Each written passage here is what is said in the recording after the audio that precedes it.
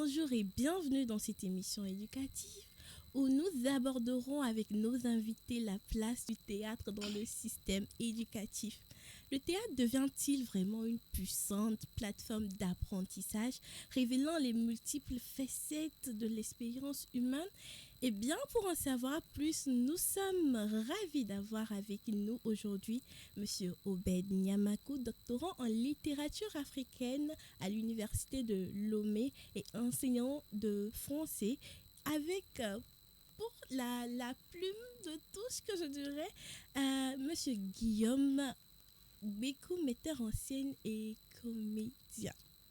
Alors c'est vraiment une plume de touche particulière parce que nous avons dans un sens une personne qui est plutôt dans la littérature africaine, c'est-à-dire le théâtre africain, les romans africains, une personne qui exerce concrètement. Mais qu'est-ce qui va se passer aujourd'hui? Eh bien, nous en saurons plus bientôt. Chers invités, merci d'être des nôtres et de partager votre expertise dans le théâtre éducatif. Bienvenue sur ce plateau de la cour éducative. Alors, Monsieur Guillaume, bienvenue à vous. Bienvenue Cynthia. Tu me dis bien, vous me dites bienvenue dans mon émission, je suis honorée. Parce qu'on est arrivé au même moment en fait. Merci. D'accord, merci beaucoup. Bienvenue également Monsieur Obed Nyamakou. Merci beaucoup. Alors, pour pouvoir instruire et inspirer ces jeunes-là qui se cherchent, ces jeunes-là après le bac qui ne savent pas toujours ce qu'il faut faire de leur vie professionnellement parlant, ou ces jeunes-là qui savent, qui ont eu le bac, qui sont dans un parcours, mais ils savent pas, ils ne se retrouvent pas trop. On va essayer de les inspirer à travers vos parcours. Comment est-ce que vous avez commencé après le bac? Pourquoi est-ce que vous vous êtes orienté vers la littérature africaine? Pourquoi c'est ça qui a touché votre esprit? Alors, monsieur. Ok, merci Cynthia. En tout cas, c'est d'abord un honneur d'être invité sur ce plateau avec Guillaume. Voilà, et aujourd'hui je suis enseignant de français et aussi doctorant en littérature africaine. Mais il faut dire que le bac, c'était en 2013. Et tout naturellement, la littérature, ça me parlait. Alors il faut dire, j'étais un peu paresseux, je n'aimais pas trop apprendre les matières scientifiques et autres. Donc en littérature, ça allait très bien. Alors au début, j'avais voulu faire le droit parce que j'aimais beaucoup ça aussi. Après, j'ai pensé aussi à l'anglais, mais je me suis dit, mais pourquoi ne pas en fait faire ce que je pouvais faire? Ce qui était très simple en fait. Ce pourquoi il ne fallait pas trop se donner. Ce que j'avais en fait dans la peau, comme on le dit. Alors, donc j'ai choisi les lettres modernes et ça a marché. Après 3 ans, j'ai eu ma licence. Voilà. Et après, il va falloir attendre encore quelques années pour lancer un master. Aujourd'hui, je suis doctorant en littérature africaine, mais il faut le dire, je ne suis pas que passionné de littérature, mais aussi des arts plastiques. Voilà. Et ce qui fait que déjà en littérature, il y avait déjà les arts de la scène qui m'intéressent beaucoup. En plus de cela, j'ajoute aujourd'hui les arts plastiques parce que ma thèse justement porte sur le roman et la peinture. D'accord. Et là, j'ai envie de vous demander, vous peignez, vous dessinez, vous faites de la sculpture? Il faut dire que quand j'étais encore à l'école, j'aimais beaucoup le dessin parce que le dessin était plutôt une bête noire pour moi. C'est pour cela que je l'aimais. Donc j'ai appris à dessiner par après, mais ça n'a pas continué parce qu'il va falloir continuer les études. Le prof d'anglais qui voulait forcément que je devienne très bon en anglais. J'ai pris des fessées par moment quand je dessinais, donc j'ai laissé tomber.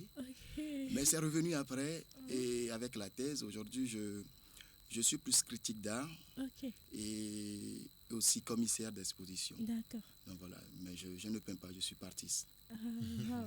Votre parcours est plutôt intéressant parce que dans ma tête, tout de suite, ça tique. Est-ce qu'avec l'éducation qu'on nous donne, est-ce que c'est faussement orienté vers l'art?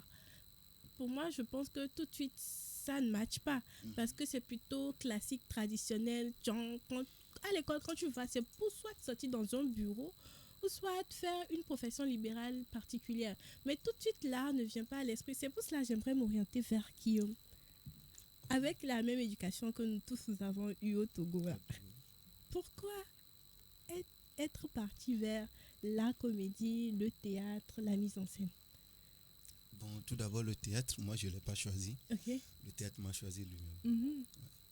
Le théâtre, j'ai commencé depuis le bas âge parce que mon père était un conteur. Il fut un conteur dans la préfecture de Yoto. Ok. On était à Yoto où il faisait des contes, il nous rassemblait les nuits, il nous racontait des histoires. Donc, moi aussi, je jouais parfois. Il avait initié quelque chose, c'était cantate, où on jouait tous les samedis. Et les voisins venaient pour nous voir. Donc, petit que j'étais, mais je jouais déjà là-dedans avant de venir à Lomé. Ok. Et une fois à Lomé, j'ai intégré une troupe à DST, une troupe qui rassemblait les jeunes d'Atiego. C'est une troupe de la danse et en même temps du théâtre. Et moi, je faisais partie de l'équipe du théâtre. Donc, on faisait le théâtre ensemble et tout. Et voilà.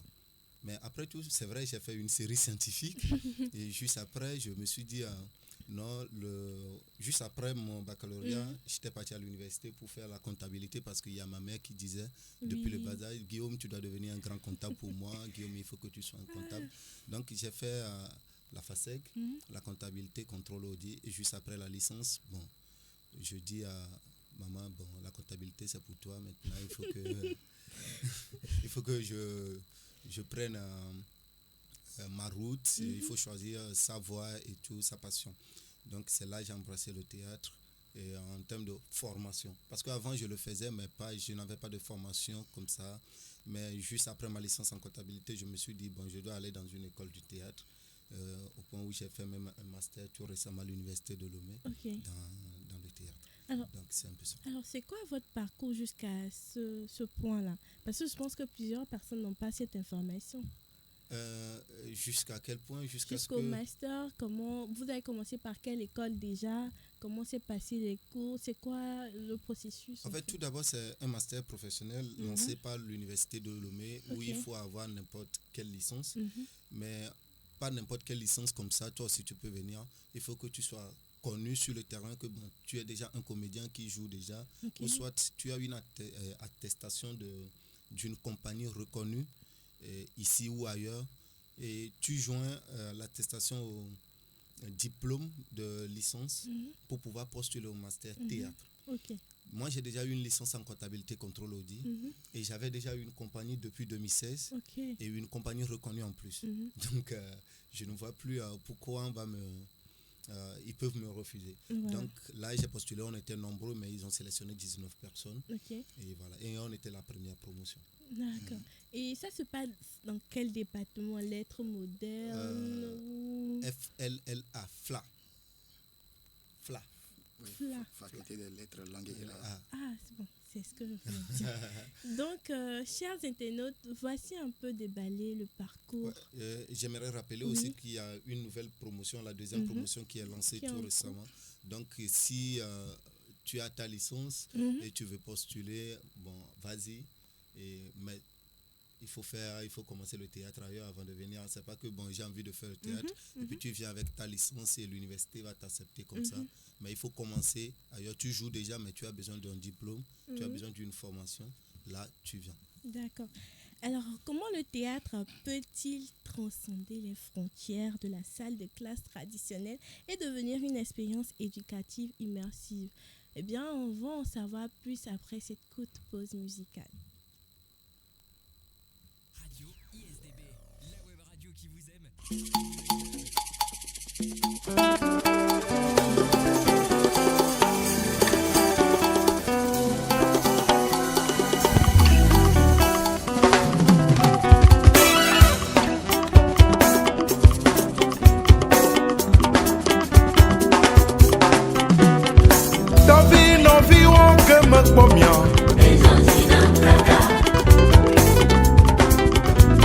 Enonye beviwo ke me kpɔmia.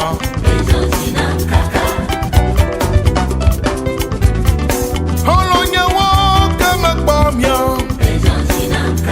Ah, ke me kpɔmia.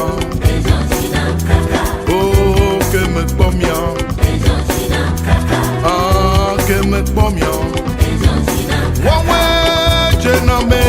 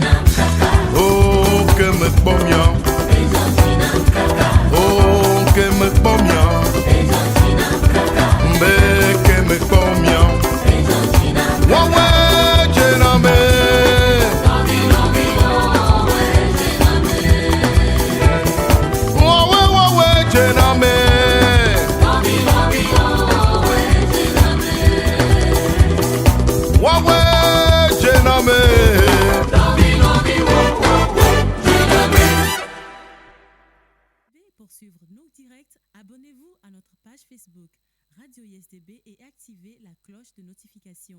Radio ISDB jusqu'au sommet. Radio ISDB, la web radio qui vous aime parce que vous êtes jeune. Alors après ce court interlude, nous espérons que cela a apporté une touche agréable à votre expérience avec nous ici. Nous sommes de retour dans la cour éducative. Si vous venez de prendre le train en marche, le thème du jour porte sur le théâtre comme outil didactique. Est-ce que le théâtre fait beau ménage avec l'éducation? Ça, je me demande toujours ça. Selon vous, Monsieur Obed, est-ce que le théâtre se marie avec l'éducation? Oui, est-ce que le théâtre se marie avec l'éducation? En tout cas, sans langue de bois, je dirais oui. Peut-être théoriquement, parce que sur le plan pratique, c'est carrément autre chose. D'accord.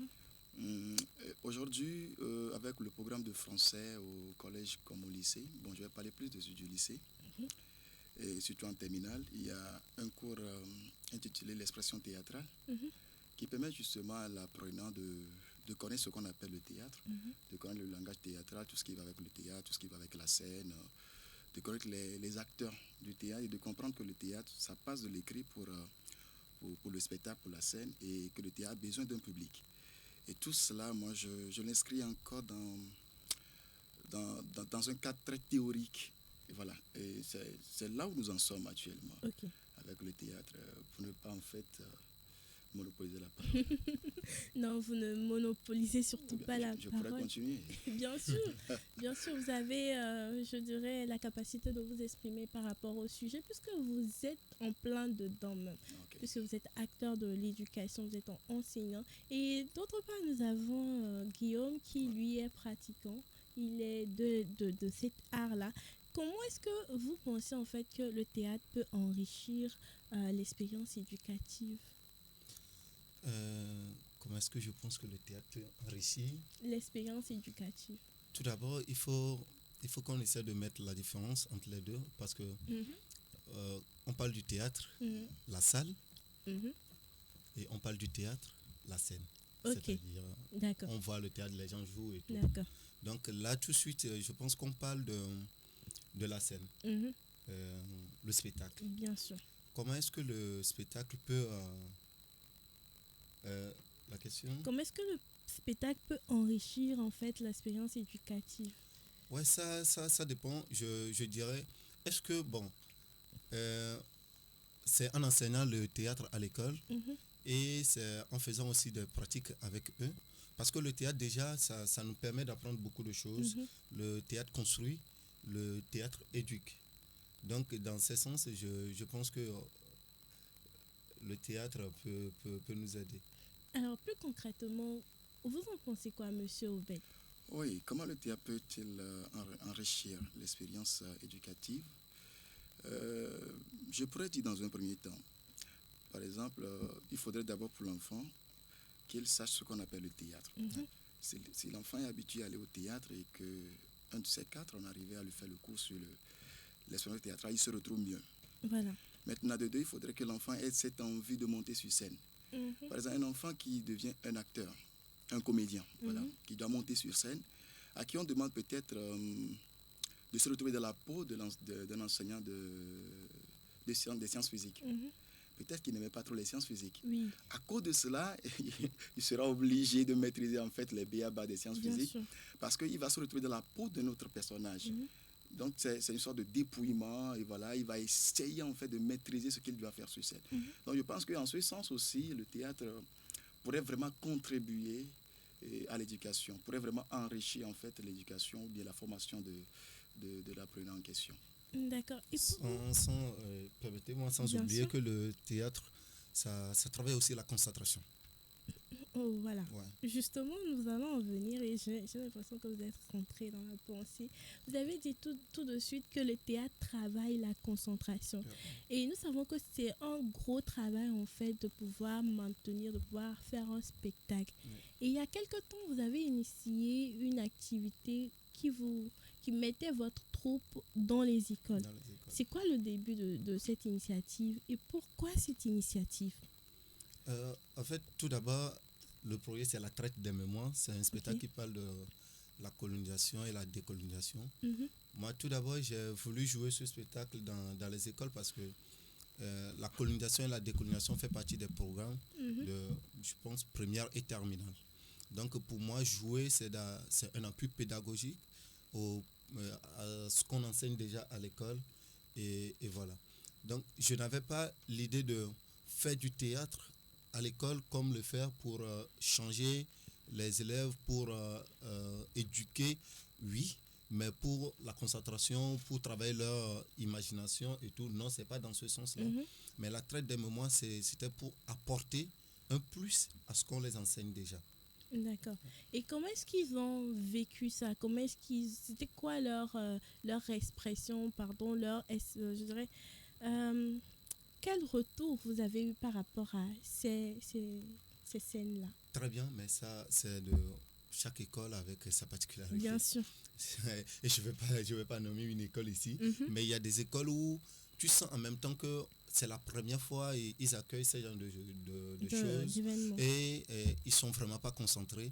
Et tu vas voir, il y a quelques nombres devant qui sont vraiment concentrés, qui veulent écouter le test et savoir ce qui se passe. Voilà. Et, au lycée de Tocoin, si j'ai vu un élève qui est en train de pleurer parce que c'est un spectacle, on traverse la traite négrière et tout ce qui se passe jusqu'à l'obtention de l'indépendance et tout. J'ai vu une fille qui est en train de pleurer. À la fin, je l'ai abordée, je dis, bon, mademoiselle, pourquoi vous pleurez en plein spectacle? Voilà. Et elle me dit, quand elle pense que c'est comme ça, nos parents ont vécu la traite des mémoires, ça la fait mal en fait. Donc je pense que c'est bien, le message est passé pour certaines personnes, mais il reste à travailler avec les élèves pour leur dire que ça aussi, ça fait partie de l'éducation. Parce qu'en classe, quand un professeur fait un cours, l'élève ne peut pas me dire qu'il peut crier comme il veut. Mais en plein spectacle, eux, ils ne pensaient pas que c'était un cours. Pour eux, bon, divertissement, et puis ça s'arrête là, quoi. Donc, c'était une période récréative pour eux.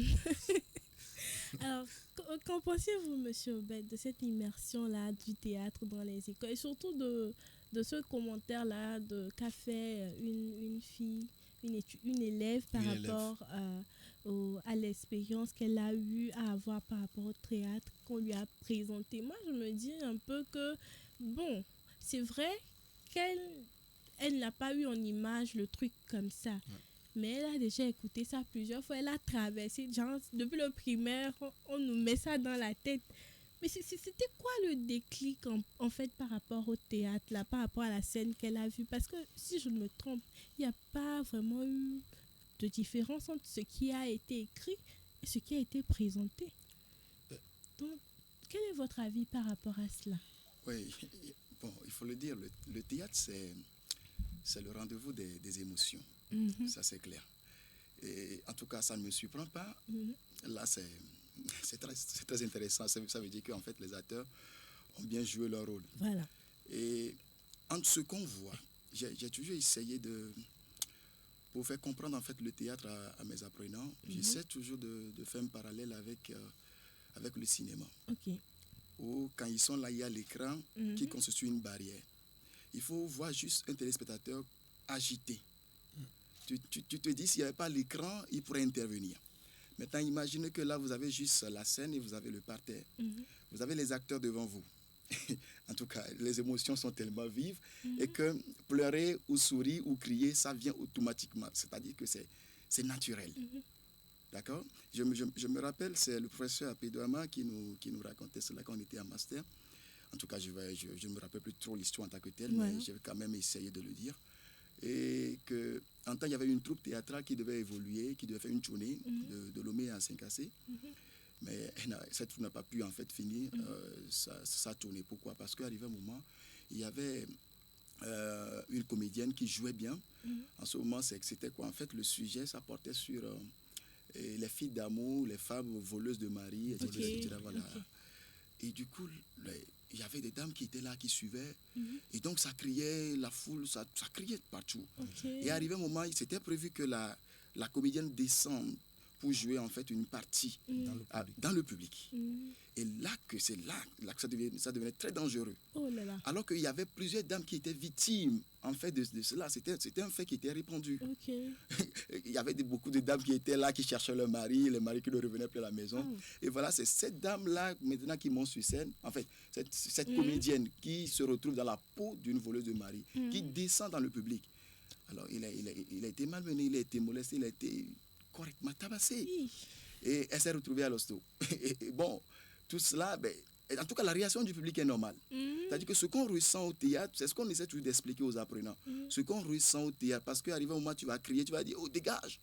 Dans le temps, quand on nous racontait encore l'histoire du théâtre, les gens payaient des pommes pourries pour jeter aux acteurs sur scène. Donc, je pense qu'on a encore besoin de vivre ces émotions, on a encore besoin de vivre tout ça. Et c'est très réel, c'est plus réel que ce que nous voyons au cinéma, où arrivé au moment, tu te dis, non, c'est du cinéma. Voilà, arrivé à un moment. Et si tu as permis moi d'ajouter aussi qu'entre l'écrit et l'action, il y a beaucoup de différences. C'est-à-dire, tu peux lire, beau lire, et dire, bon, ça c'est l'histoire de l'esclavage et Bien tout. sûr. Mais si tu vois ça en live, l'écrit, toi-même, tu te dessines des choses dans ta tête, tu te Bien dis, sûr. bon, c'est comme ça s'est passé, ok. Tu t'imagines pas mal de choses. Mais quand tu vois ça en live comme ça, tu te dis, non, c'est pas possible. C'est là la réaction, l'émotion, ça monte encore plus en fait. Il y a une grande différence. Je pense que c'est grave de pouvoir tabasser, de pouvoir passer à tabac une comédienne qui exprime juste son art.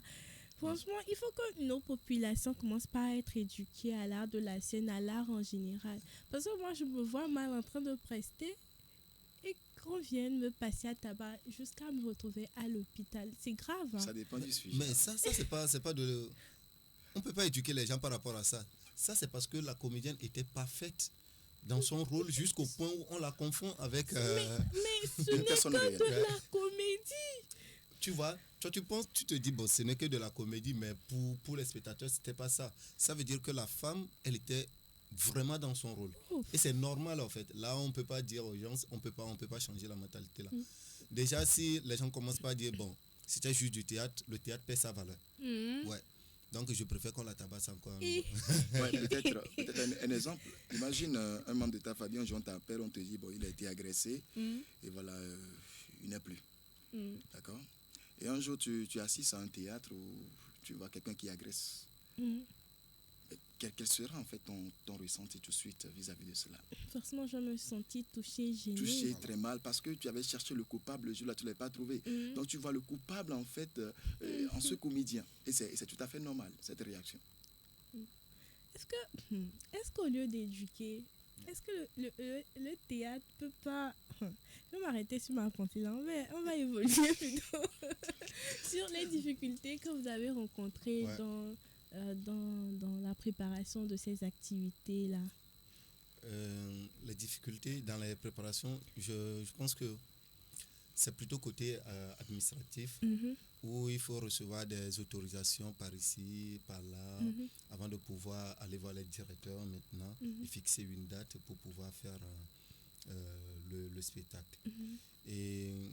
Mais juste après, côté administratif, là, je pense que, je l'avais déjà dit, certains élèves qui sont là, comme ils sont là pour s'amuser et tout, qui perturbent un peu ceux qui veulent écouter le test, ceux qui veulent savoir ce qui se passe.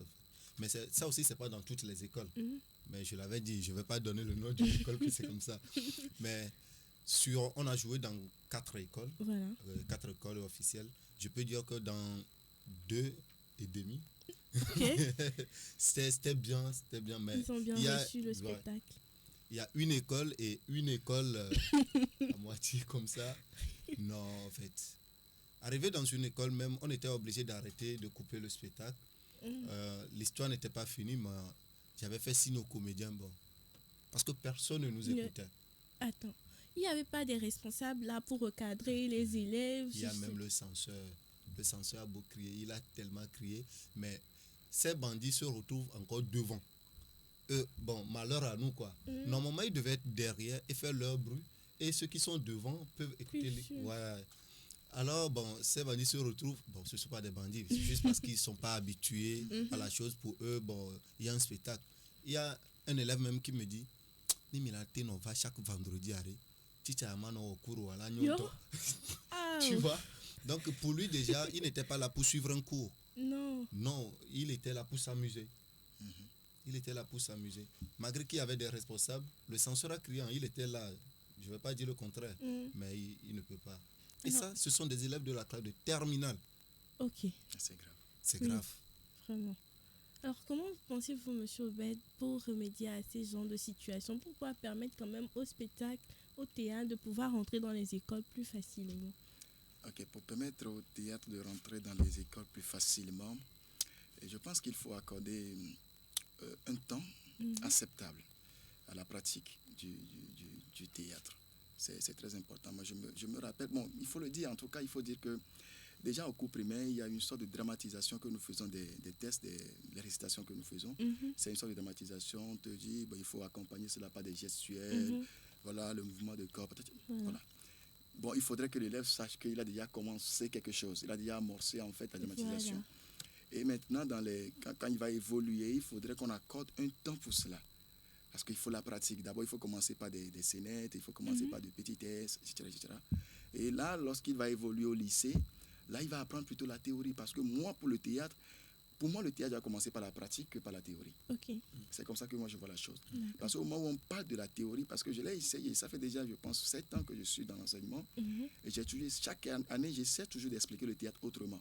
Une année, j'ai essayé de faire une projection, j'ai fait une projection pour qu'ils suivent.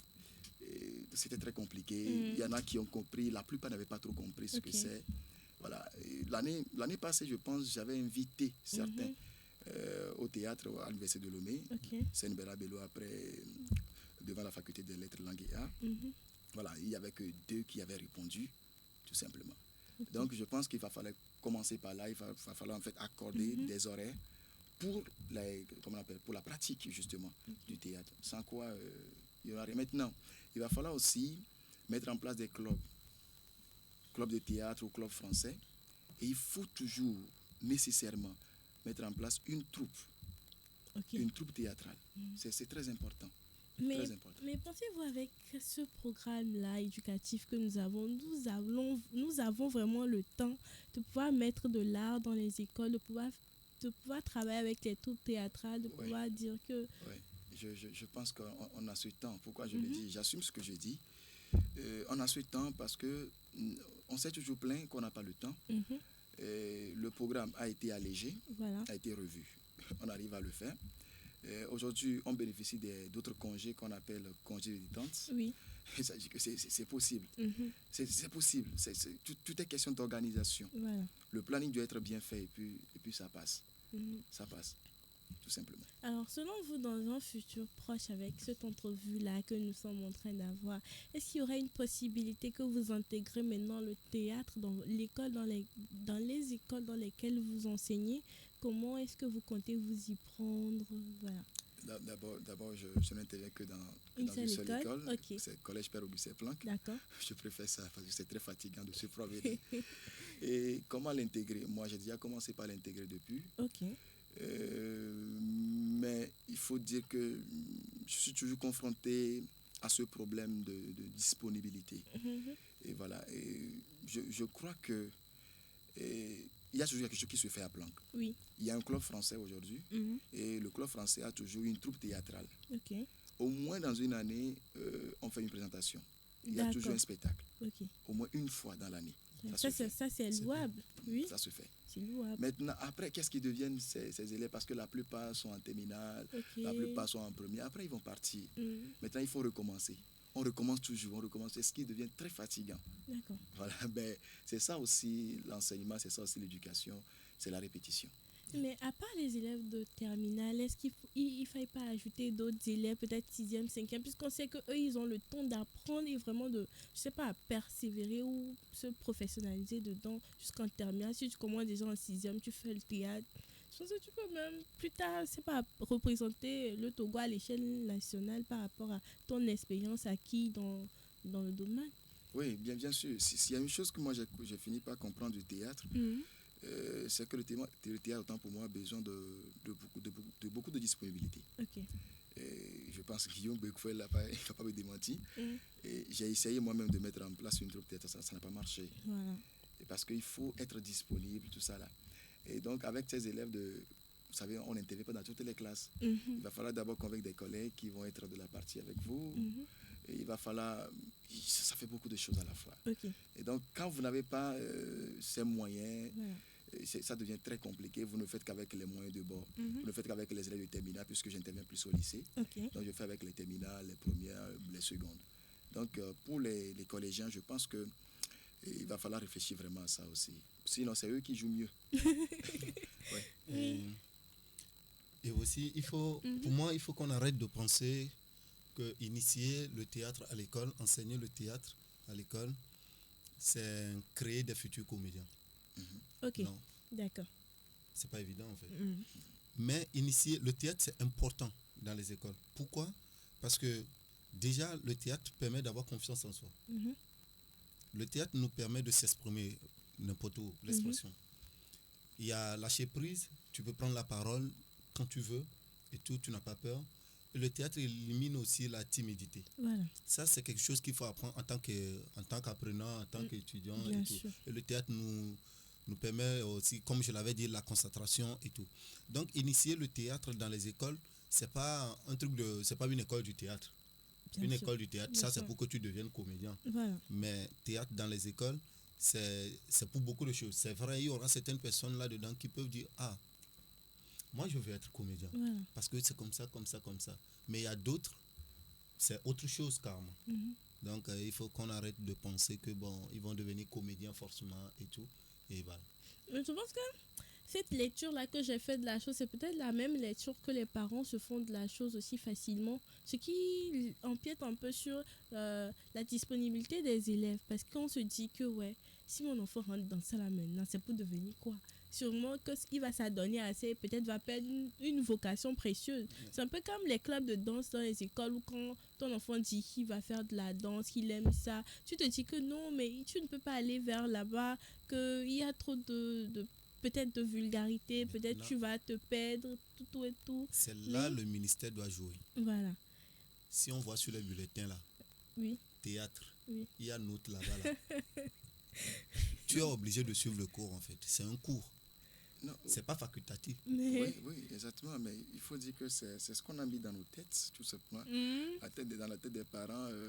Après les études, il faut devenir, comme tu l'as dit tout à l'heure, Guillaume. Comptable. Il faut devenir comptable, il faut devenir ceci. Et donc, qu'on parle de l'art, qu'on parle de l'art d'une manière générale, pour les parents, pour la plupart des parents surtout, et c'est pour les bandits, c'est pour ceux qui ont raté la vie. C'est ça. Donc, c'est ça un peu. Donc, je pense que c'est une conception qu'il faut balayer carrément. Je ne sais pas comment ça va se faire. Peut-être avec la génération qui viendra, la génération de parents qui viendra. Bien. Parce que je ne sais pas. Mais là aussi, dans ce sens, on est en train de parler de ceux qui veulent devenir comédiens. Oui. Là, c'est-à-dire le parent ou la mère, ils ont le droit de dire tout ce qu'ils veulent en fait. Mais enseigner le théâtre à l'école, c'est vraiment différent par rapport à ce qu'on dit. Voilà. Par rapport au fait que je vais si tu veux aller dans une école du théâtre, ton père ou ta mère a le droit de dire non, là c'est pour les bandits. Mon père m'avait même dit, toi tu veux dépenser de l'argent pour aller dans une école du théâtre, ce que les gogoligons ont fait sans école, là, c'est ce que les Agbeli-Clanco. Oui, en fait, c'est vraiment différent. Il faut qu'on essaie de mettre la différence entre les choses. Enseigner le théâtre à l'école, c'est de pouvoir voir l'autre côté de la chose que, bon, on enseigne le théâtre à l'école pour faciliter la tâche au professeur. Et un enseignant qui utilise le théâtre pour enseigner, son cours passe mieux que les autres. Ça, c'est vrai. Ça, c'est vrai. Et aussi, un enseignant qui est là juste pour lire son cours, qui dit brrr, copier. Après, les élèves ont 2. Mais celui qui démontre, le théâtre, c'est la démonstration. Celui qui démontre pour dire, c'est comme ça. Et il explique, ça fait que, bon, les élèves comprennent mieux que les autres. Donc, c'est vraiment différent ce qu'on se dit et ce qu'on dit ici par rapport au devenir comédien ou enseigner du théâtre à l'école. Si on revient dans le sujet, Je pense que c'est le fait d'enseigner le théâtre dans les écoles, ce que ça apporte aux élèves et où se trouve son importance. Et moi, je dirais que c'est vraiment important. Il faut que le ministère, je pense qu'il pense déjà à ça parce que déjà notre master s'intitule Théâtre Éducation. Et on avait fait pas mal d'ateliers avec les élèves, avec une professeure, elle est allemande, elle s'appelle Marion Kuster. On avait fait pas mal d'ateliers avec les élèves où il faut développer le développement personnel chez les élèves. On ne peut pas dire qu'avec ces élèves, on veut qu'ils deviennent acteurs, comédiens. Mais c'est pour changer quelque chose chez eux. C'est pour leur apporter quelque chose, l'ouverture d'esprit. Et voilà. Donc, il ne faut pas que les parents pensent que si on met le théâtre dans le programme à l'école, leur enfant va devenir forcément comédien et tout. Non, mais plutôt, ça va permettre à ces enfants-là de pouvoir s'exprimer, d'éliminer la timidité et la concentration, l'imagination et aussi, surtout, lâcher prise. Et voilà. Voilà. Et quel conseil donneriez-vous à ces éducateurs-là qui souhaitent incorporer les éléments théâtraux dans leur établissement? Félicitations à eux. Waouh. Ouais. J'aime ça.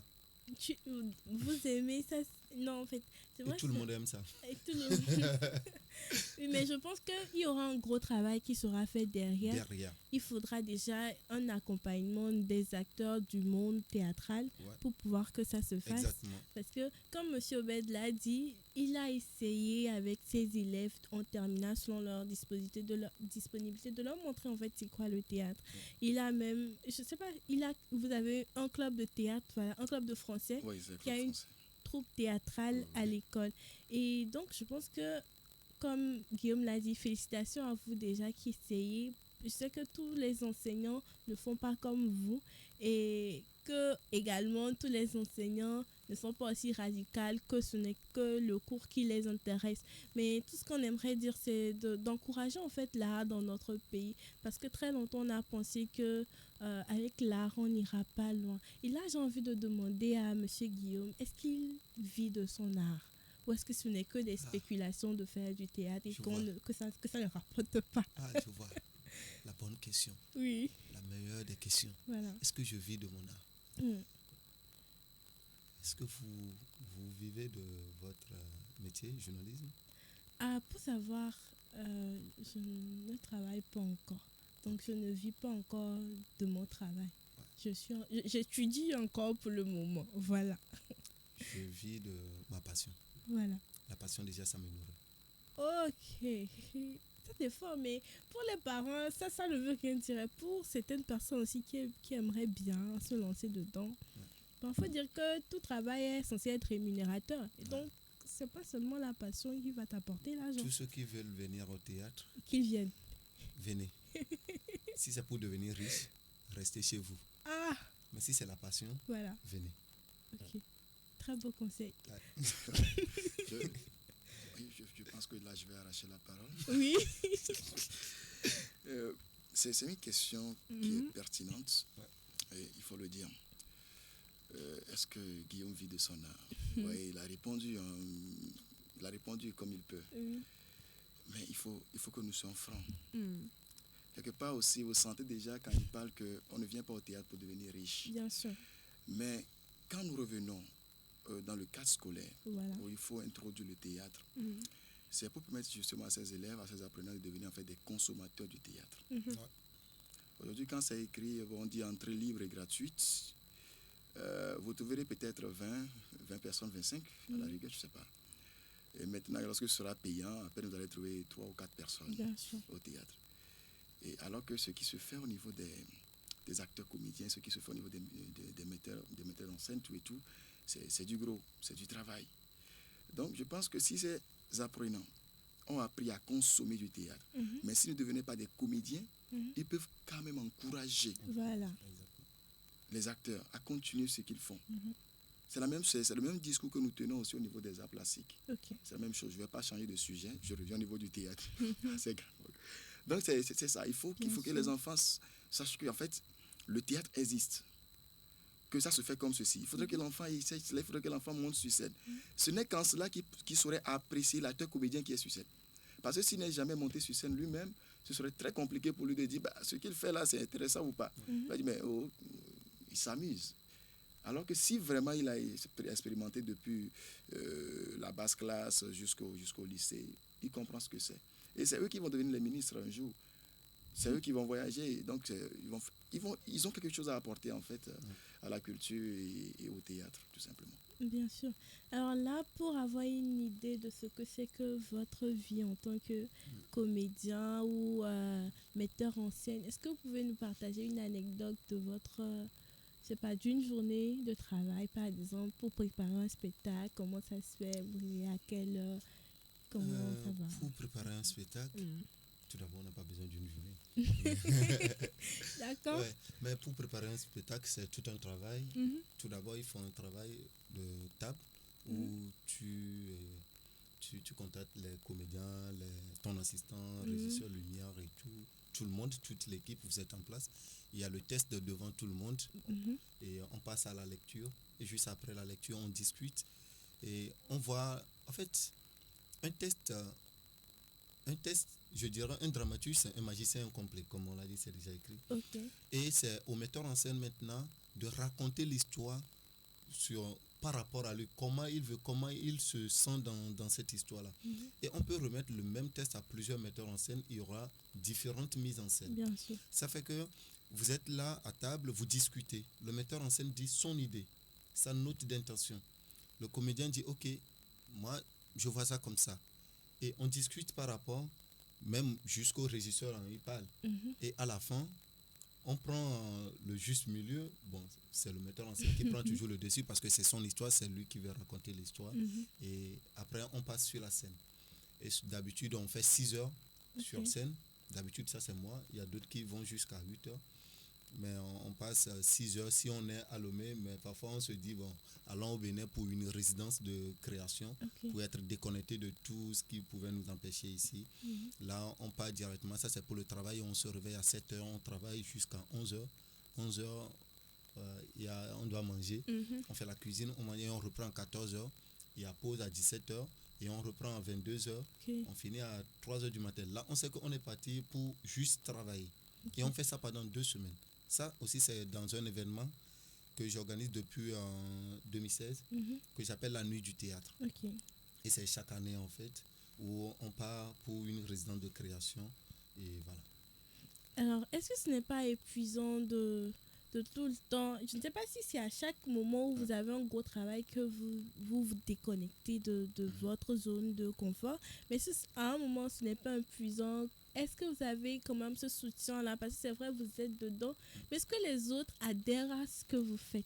Est-ce qu'il y a un soutien émotionnel, moral qui soit... Par rapport à l'équipe? Non, par rapport à votre travail, par rapport à votre personne. Est-ce qu'il y a des gens... Le soutien de l'équipe, des autres? Oui, pas seulement le soutien des autres, mais également vous en tant que personne, vous venez d'une famille. Est-ce que votre famille adhère à ce que vous faites? Est-ce qu'ils vous accompagnent? Parce que tu ne vas pas grandir dans une famille, tu vas exercer un métier et tu seras le mouton noir de la famille.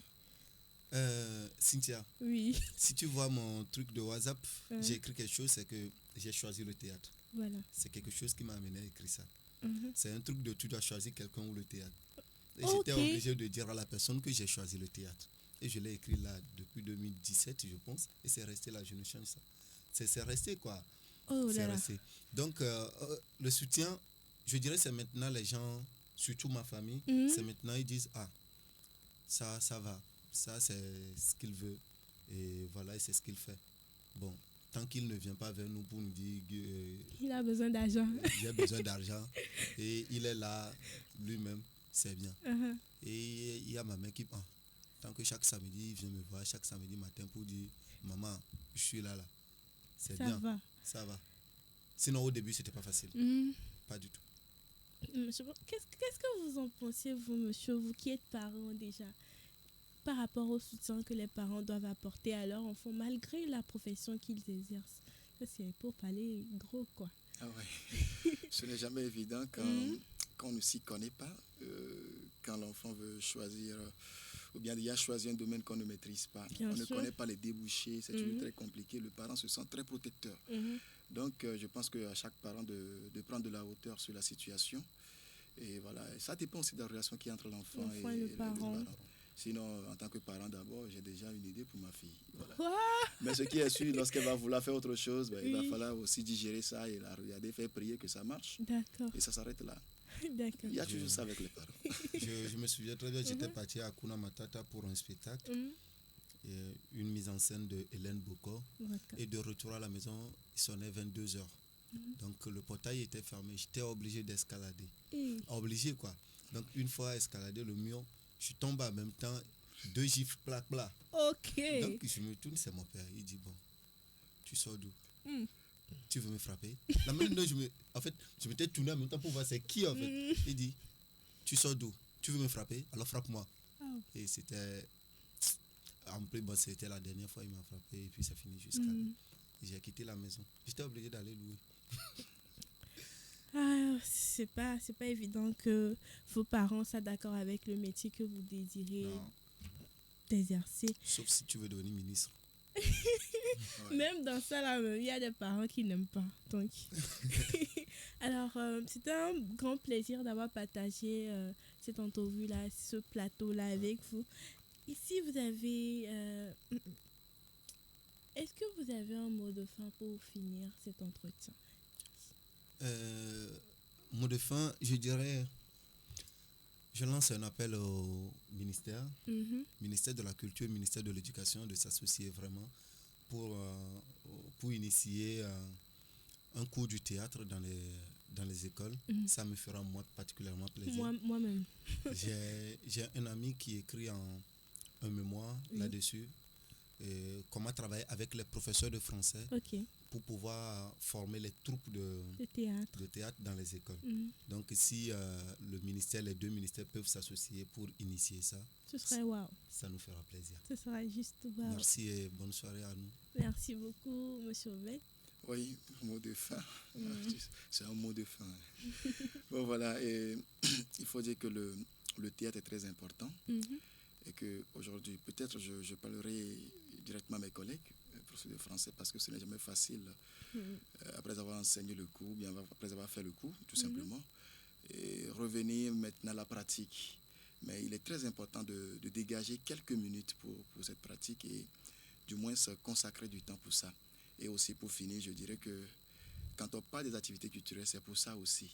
Et il va falloir en fait, avant la semaine des activités culturelles, revoir légèrement les programmes, les calendriers, pour que des répétitions se fassent. Voilà, merci. Merci à vous de nous avoir honorés de votre présence. Merci d'avoir partagé ce moment-là avec nos chers auditeurs et auditrices de la radio ISTB. Merci à vous qui nous avez envoyé des cœurs, qui nous avez laissé des commentaires. Nous souhaitons une très bonne émission. Nous voilà tout doucement à la fin de cette émission.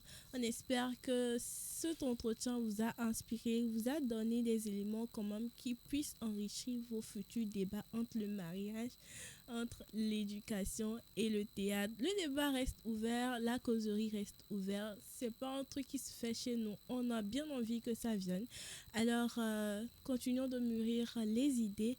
Et je nous laisse une note particulière en disant ceci. Ben, quand c'est ce qu'on veut, on travaille fort pour l'obtenir. C'est un peu l'exemple de M. Guillaume et également de M. Obed qui ont été des nôtres dans cette émission. Lorsque vous savez ce que vous voulez, vous travaillez fort pour l'obtenir. Ne baissez pas les bras. Si vous voulez faire du théâtre, faites-le. Si vous êtes enseignant, vous voulez apporter une petite touche particulière à votre cours, mettez ça dedans. Je dirais que même l'autorité suprême, c'est-à-dire les acteurs étatiques, en seront ravis tant que c'est positif pour l'éducation. Alors, ne vous creusez pas trop la tête. Faites ce qui est juste et ce qui est bon. À bientôt dans la grande aventure du savoir qu'est la cour éducative. Bye. Jusqu'ici, je n'avais pas le choix. Je me suis adaptée au choix. Après mon bac, ce choix semble encore plus difficile. comme une longue marche, jusqu'au jour où je les ai croisés. Puis, j'y suis. Le parcours licence en communication multimédia à l'Institut supérieur Don Bosco. C'est l'acquisition de la compétence dans les somptueux studios de dernière génération pour le métier du cinéma et des nouveaux médias. La philosophie et les sciences de l'éducation sont disponibles en parcours licence et master dans un cadre idéal de formation humaine intégrale. L'ISDB est à Lomé au téléphone 228 93 08 80 80 98 87 97 97 ISDB jusqu'au sommet. Ole segbe alo, Antonia Mekebeni alo. Togbi Ekwevi, Rouabevi, Caporal Wisdom. Le soleil trempe featuring avec le Saint-Esprit. On bat 5 ans et pas alo. On troque bossé, et voici là. Edith Ogovi Baby.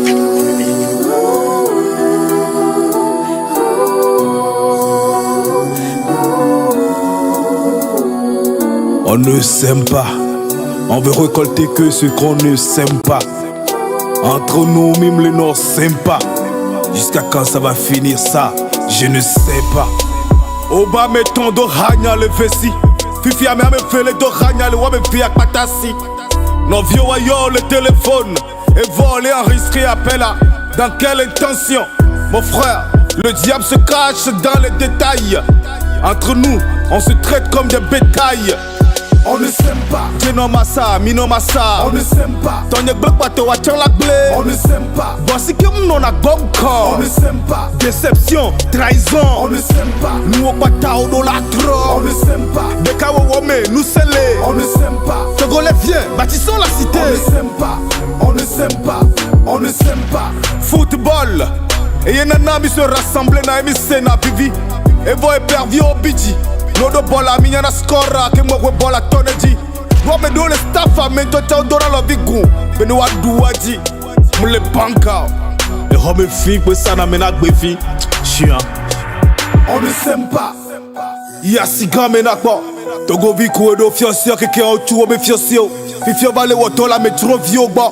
Rone togo vio va si a me deba plein noir. On plein dans le togo vio ba, on plein la metro vio ba. Juste parce qu'on ne s'aime pas. On veut récolter ce qu'on ne s'aime pas. Entre Togolais, même les Nord s'aiment pas. Jusqu'à quand ça va finir ça? Je ne sais pas. Je ne sais pas. Je vous le jure, on ne s'aime pas.